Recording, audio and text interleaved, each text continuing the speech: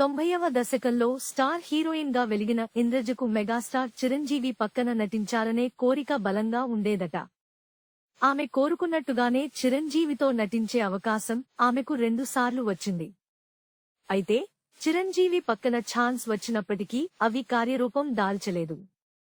మొదటిసారి ఈవీవి సత్యనారాయణ దర్శకత్వంలో వచ్చిన అల్లుడా మజాకా సినిమాలో చిరంజీవి చెల్లెలి పాత్ర కోసం ఆమెను సంప్రదించారు.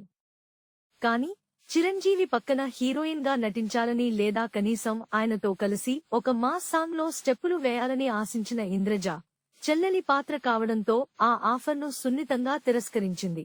ఆ తర్వాత ఎడిటర్ మోహన్ దర్శకత్వంలో రూపొందిన హిట్లర్ సినిమాలో రాజేంద్ర ప్రసాద్ సరసన నటించే అవకాశం వచ్చింది. అయితే అప్పటికే మరో సినిమా షూటింగ్ లో బిజీగా ఉండటం వల్ల డేట్స్ కుదరక ఆ ఛాన్స్ ను కూడా వదులుకోవాల్సి వచ్చింది. ఇలా 2 గొప్ప అవకాశాలు చేజారినందుకు ఇప్పటికీ చిన్న అసంతృప్తి ఉందని ఆమె చెప్పుకొచ్చింది. Please subscribe BCN channel. ఇందులో మీకు కావాల్సిన అన్ని రకాల హంగులు ఉంటాయి. Hi, this is MM Sri Lanka. Please subscribe to BCN channel.